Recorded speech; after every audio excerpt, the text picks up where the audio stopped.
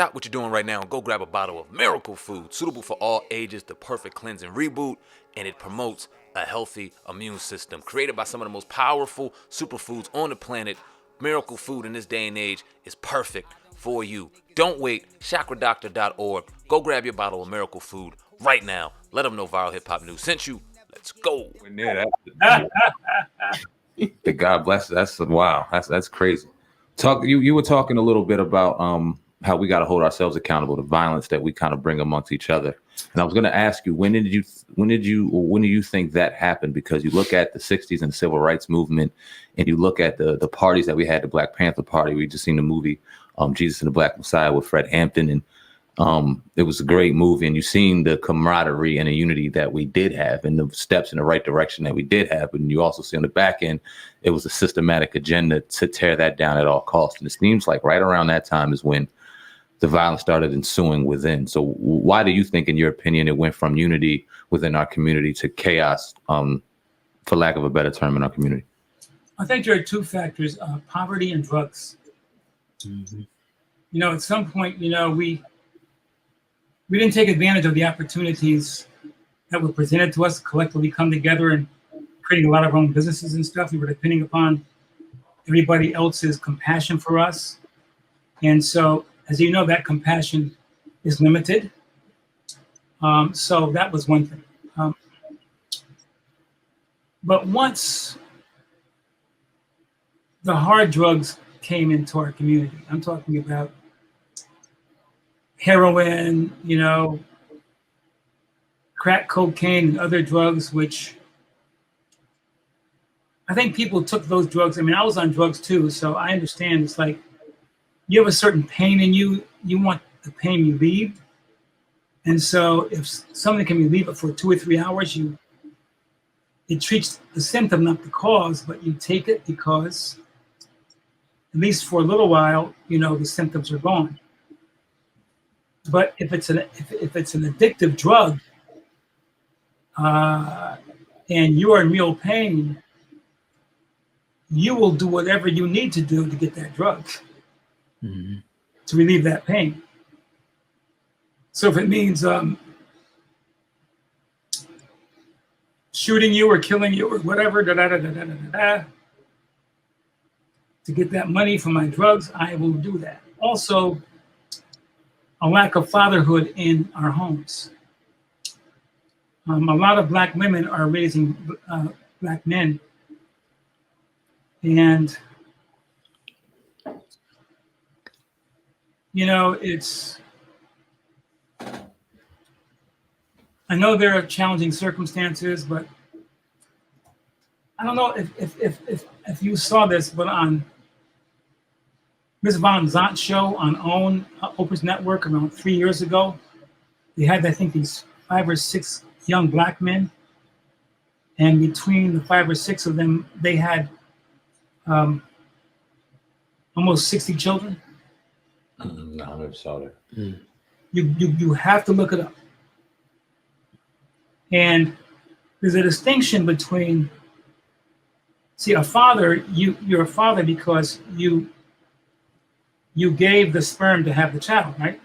Yes, sir. That doesn't mean you're a parent. Mm-mm. A parent and a father are different things. Mm. And so we have children, but as Black men, what percentage of us take care of our children? Mm.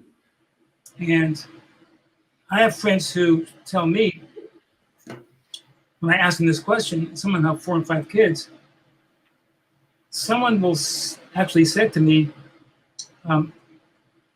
that's the only power I got. Wow.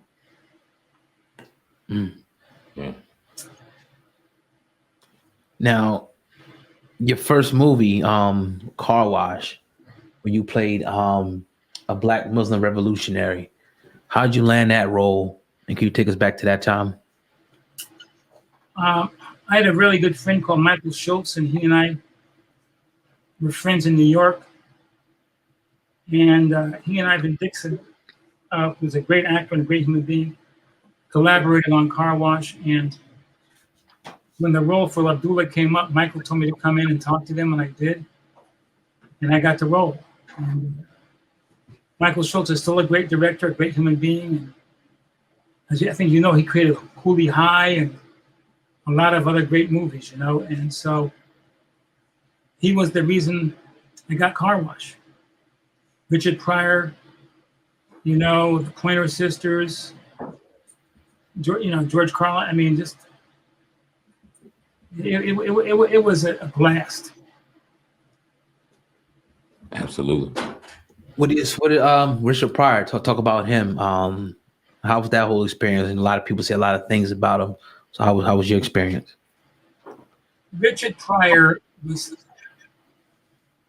one of the most humble, funny people I've ever met. I mean, he has cracking up on the set. He was quiet sometimes, but when he said something, he was funny. And a really kind heart. He didn't come on as this big Richard Pryor guy. He came on as the Reverend Pimp he was supposed to be.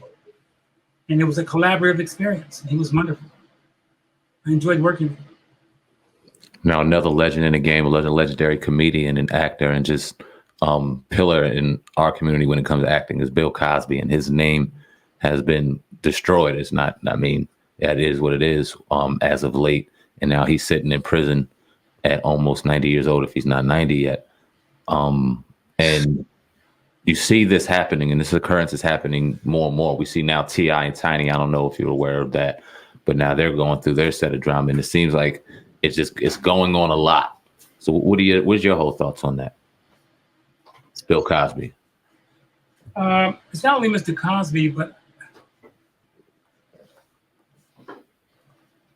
I hope the day comes when there's equal treatment in terms of crimes. In other words, Bill Cosby is in prison. I think Harvey Weinstein, is he still on house arrest in his home, or is he in prison? I don't know. I think he's home. Yeah. He's still at home? I think so. I'm not sure. Damn, I don't know. I don't want to. And some of these other people who have done as bad or worse things than Mr. Cosby, somehow, I'm not saying get a pass, but they get different treatment. And I'm not saying what Mr. Cosby did was right, but I do know that if you're a black celebrity, you're a target. And sometimes the people that you think have your back stab you in the back. And so,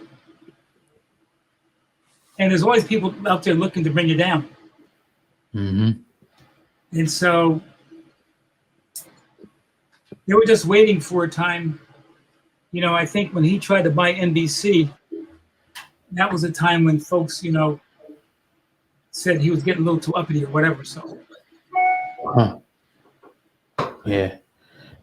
Let's talk Menace to Society. I mean, Yo, man, this is Sam Ant, CEO of Viral Hip Hop News. Listen, I appreciate each and every one of y'all who are going to check out this documentary. Shout out to my man Lonnie Fresh. Do me a favor, go to YouTube right now. Go subscribe to Viral Hip Hop News, one of the best hip hop platforms out here right now. We also have The Hub, Hip Hop News Uncensored, of course, the podcast, the baddest podcast out, the Hip Hop Uncensored Podcast. We drop 7 days a week, doing this thing 100% independent. There was not one day that I was at work on the Fresh Prince of Bel-Air that I wished I was somewhere else. Now let's talk about the Players Club, because you, I think, correct me if I'm wrong, that's like your first major role in a movie, right? Taking over the game. Sincerely appreciate each and every one of y'all.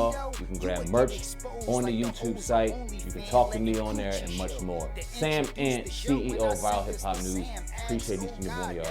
Check it out. Oh God, you the man, Cass. I spit white like a clan mask, and I'm a hustler.